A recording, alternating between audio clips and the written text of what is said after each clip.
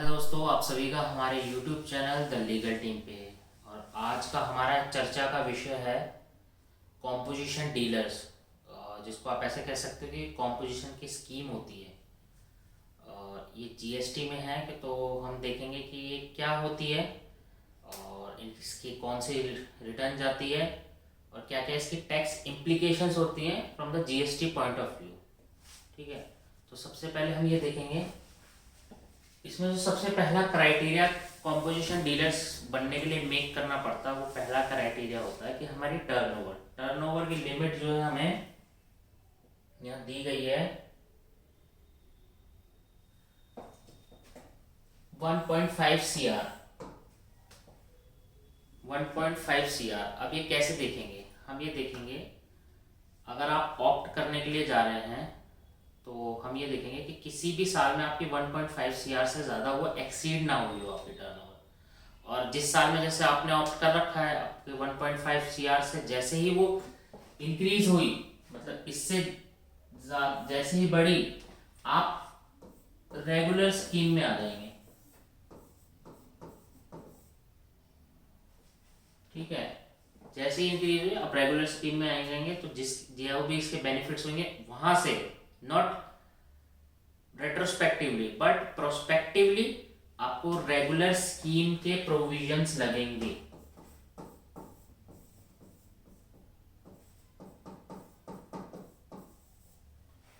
ठीक है, उसके आगे से अब ऐसा भी हो सकता है होगा कि कईयों को ये मिल सकती है, किसी को इंक्लूड करा हुआ है, किसी को एक्सक्लूड करा हुआ है स्पेसिफिकली। तो आप देख लेते हैं वो लिस्ट क्या है। सबसे पहली लिस्ट है, पहला आइटम है इस लिस्ट में मैन्युफैक्चरर।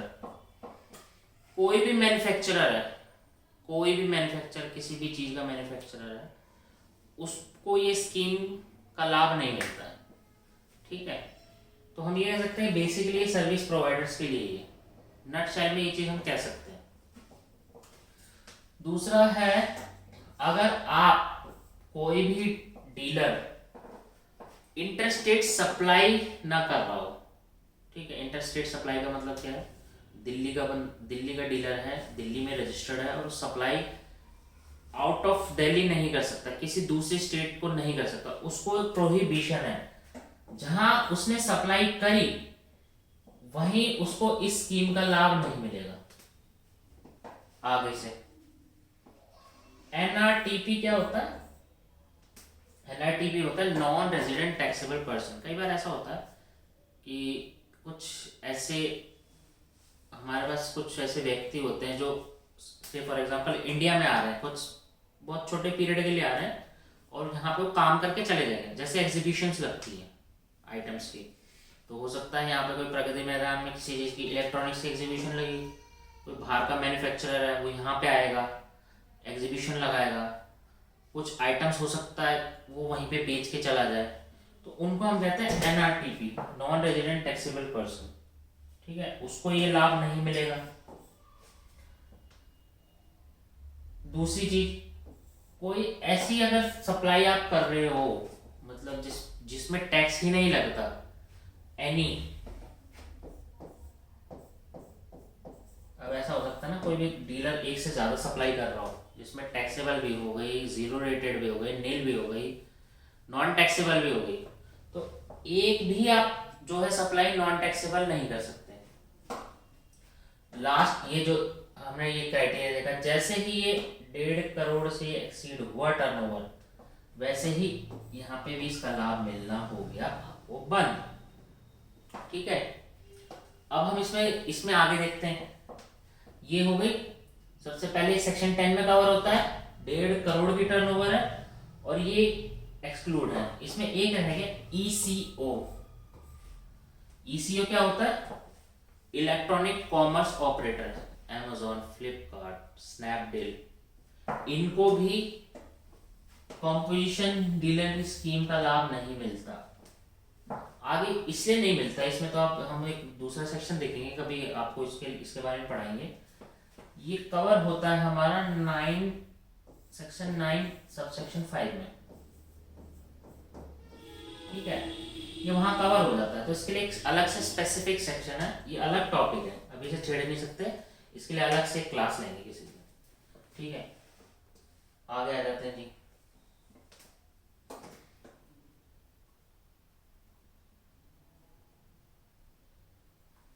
अब एक छोटा सा पॉइंट और डिस्कस कर लेते हैं, इसके बेनिफिट्स क्या हैं। बेसिकली सरकार ने ये इसलिए लाई थी, कई हो सकते हैं छोटे डीलर्स होते हो। अब रेगुलर स्कीम में बहुत सारी कंप्लायंसेस हैं, आपको वो कंप्लायंसेस करनी पड़ेगी। उन कंप्लायंस जितनी कंप्लायंसेस उसके लिए एक बंदा रखना पड़ेगा।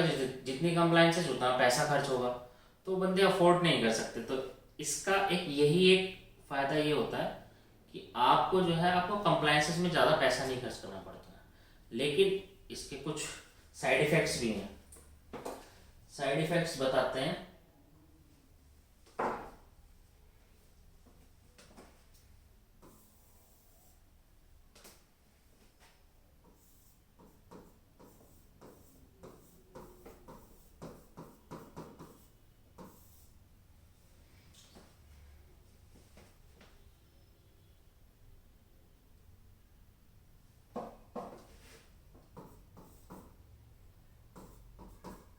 साइड इफेक्ट नंबर 1,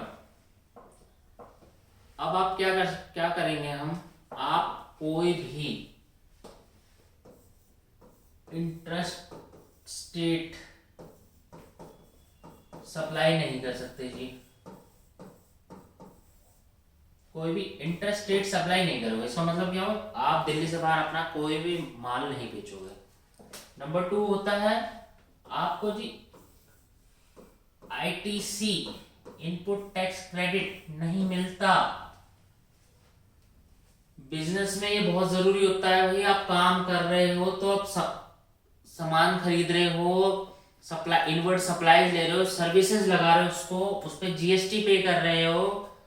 तो जीएसटी 2 तरीके से पे होता है, एक जो आप इनपुट पे करके बैठो अपने परचेजेस पे, दूसरा आपको कैश में करना होता है। तो ये बहुत बड़ा डिसएडवांटेज आप कह सकते हो जी, आईटीसी ना मिलना।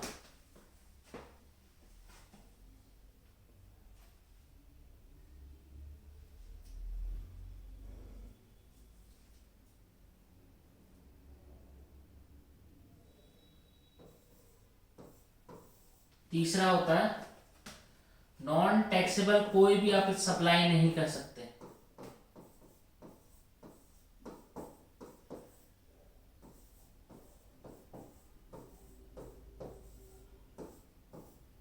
इसकी मनाही है, नॉन टैक्सेबल सप्लाई कोई सी भी नहीं कर सकते।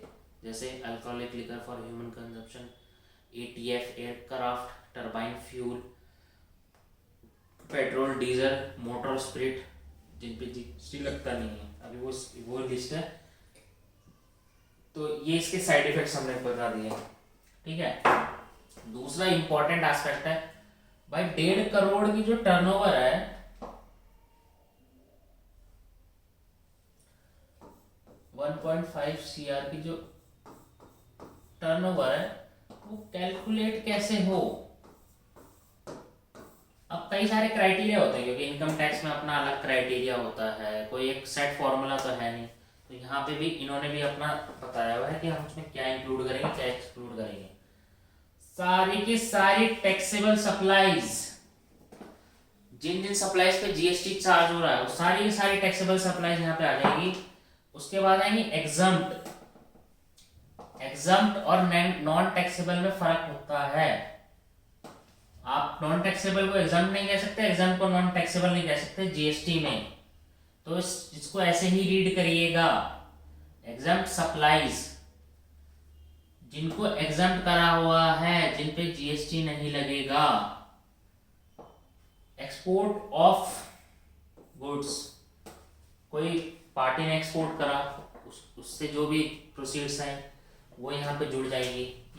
ये जुड़ गई, फिर ये जुड़ गई, एक्सपोर्ट ऑफ गुड्स आ गया, इंटरस्टेट सप्लाईज भी हमारी सारी की सारी जुड़ जाएंगी।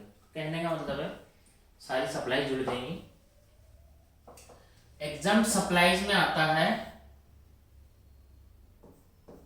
नील और नॉन टैक्सेबल, इसका वो पार्ट होता है, ठीक है। आगे देखते हैं।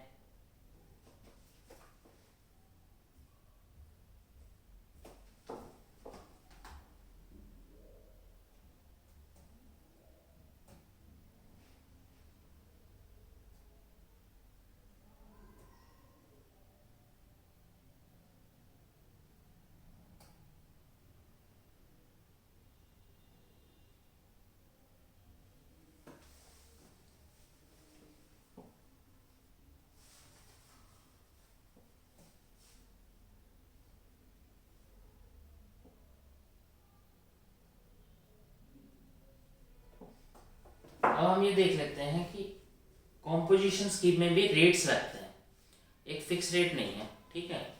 तो एक बार रेट की लिस्ट में यहाँ पे लिख देता हूँ।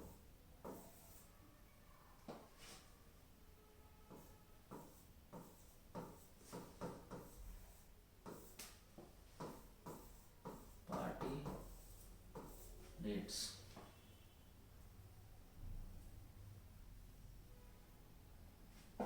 तो पहला आ गया मैन्युफैक्चरर 1%,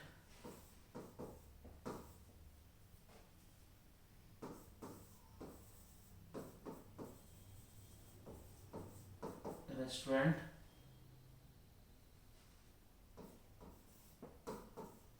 5%,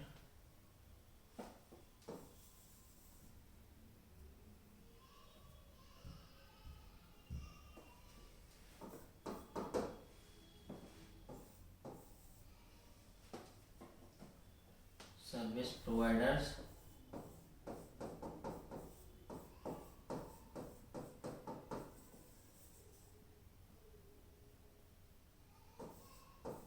6%, ठीक है। अब ये रेट लगने हैं, इनको अगर मैं बाइफरकेट करूँ तो ये ऐसे हो जाएगा CGST 0.5%, SGST 0.5%, ऐसे इनका further manufacturer, restaurant, service provider 1%, 5% और 6%। अब कुछ बच्चे, कुछ या लोग कह रहे होंगे यार इन्होंने तो बहुत गलत पढ़ा रहे हैं, ऊपर तो मना करता है मैन्युफैक्चरर को मिलेगी नहीं। अब यहाँ पे बता दे इसके मैन्युफैक्चरर के रेट्स स्पेसिफाई कर दिए। कुछ लोग कह रहे हैं बंदा तो वैसे ही कंफ्यूज है, ये क्या हमें समझा रहा है।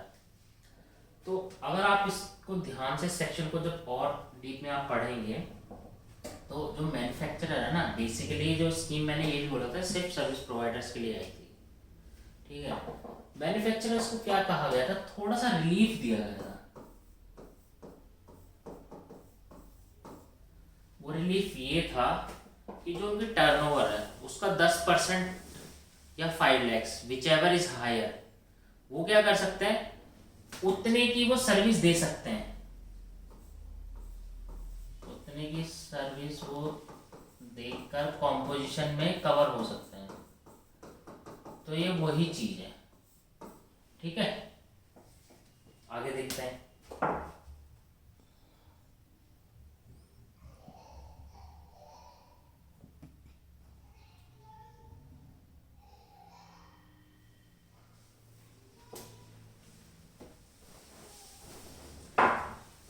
इसकी जीएसटी के रिटर्न का फॉर्म नंबर क्या होता है, कोई बताएगा? कमेंट करके बताओ, पार्टिसिपेट करो भाई। मुझे ऐसा लग रहा मैं दीवारों से बात कर रहा हूँ।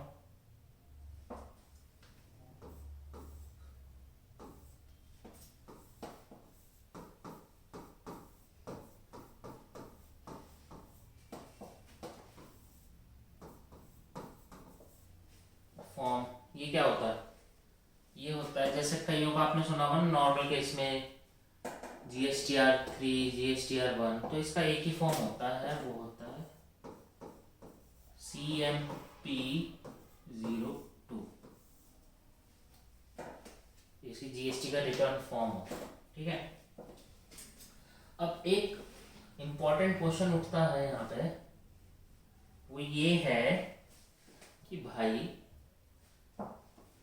एक लायबिलिटी किसी भी डीलर की दो तरीके से उसको इफेक्ट करती है, या वो दो तरीके से उसकी चार्जेबिलिटी बनती है। एक होता है जी फॉरवर्ड चार्ज,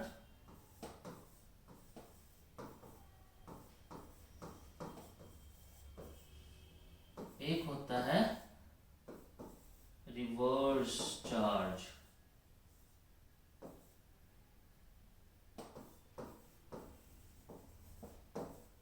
ठीक है जी। फॉरवर्ड चार्ज का मतलब होता है जो सप्लायर है वही पे करेगा जीएसटी, ठीक है।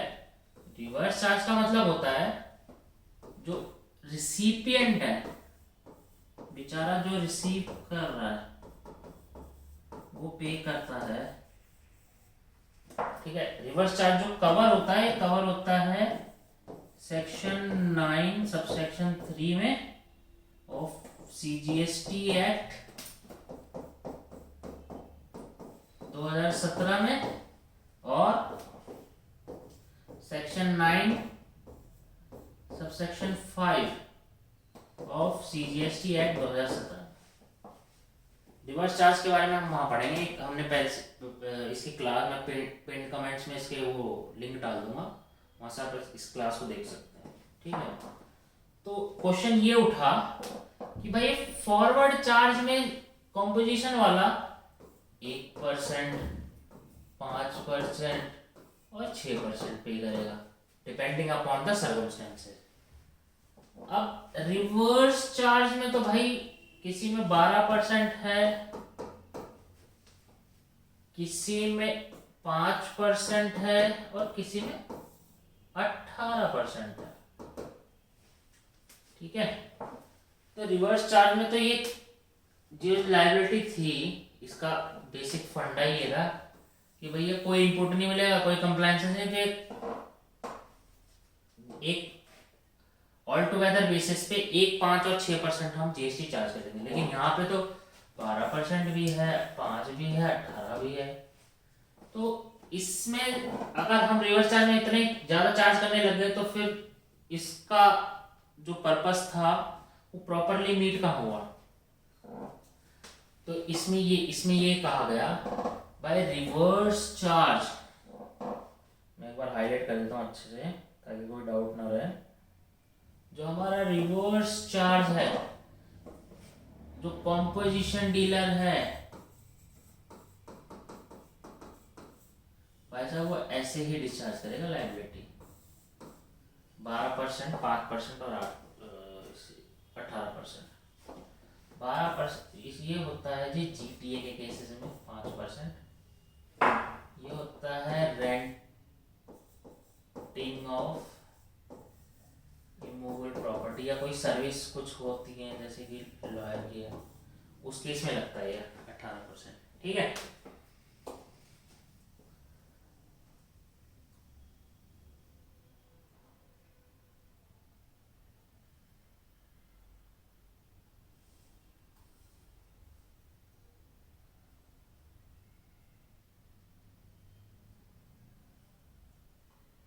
अब एक चीज और है, इसमें ये बोला गया है कि आप जो है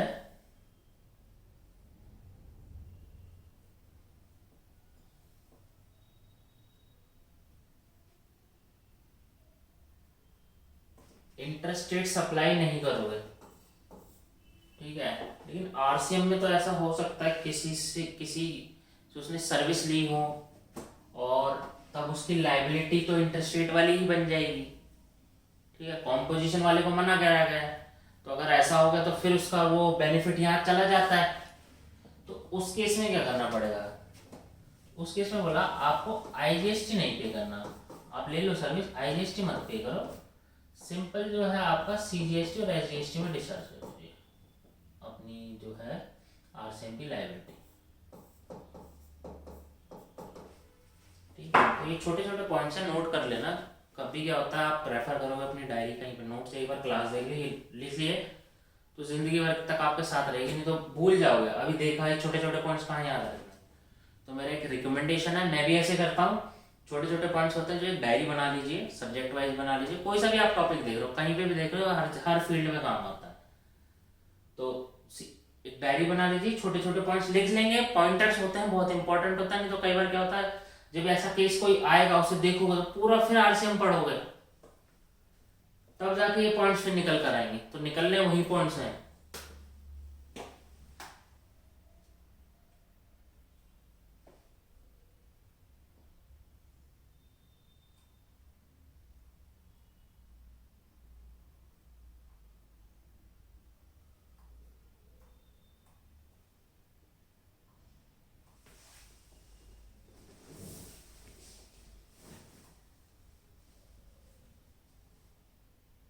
अब एक दो छोटे छोटे पॉइंट्स और रह गए से, ठीक है। तो छोटे छोटे पॉइंट्स वो ये हैं कि भाई कोई आपके पास कॉम्पोजिशन डीलर हो आप, तो बहुत सारे रिकॉर्ड्स मेंटेन होते हैं इसमें।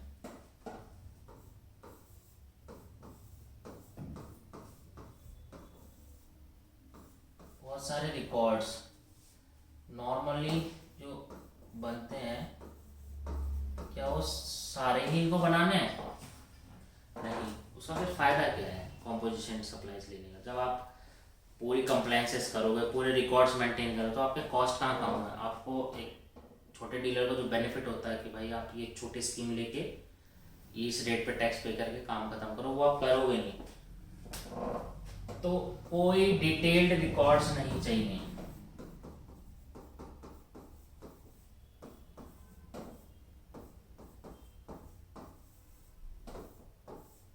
कुछ नहीं चाहिए जी, डिटेल्ड रिकॉर्ड्स आपको कोई भी डिटेल्ड रिकॉर्ड्स नहीं चाहिए।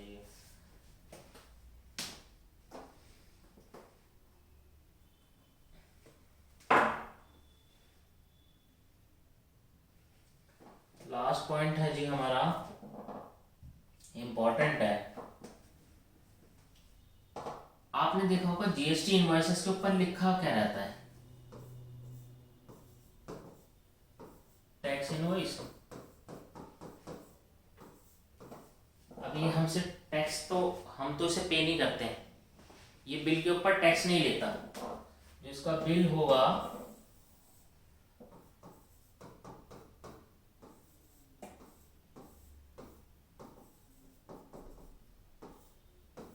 यहाँ पे टैक्स अमाउंट आपको मिलेगा नहीं लिखा हुआ, यहाँ पे लिख देता है हम कॉम्पोजिशन, नीचे डीलर है, बिल पे भी लिख देता है।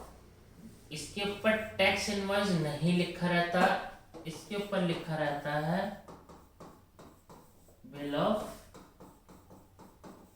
सप्लाई। ये उसको लिखना पड़ता है, बिल का फॉर्मेट भी सही होना चाहिए। तो बिल ऑफ सप्लाई लिखा रहता है। सो थैंक यू दोस्तों हमारे साथ बने रहने के लिए। आज की वीडियो में इतना ही, मिलते हैं नेक्स्ट वीडियो में। Till then keep learning, keep exploring.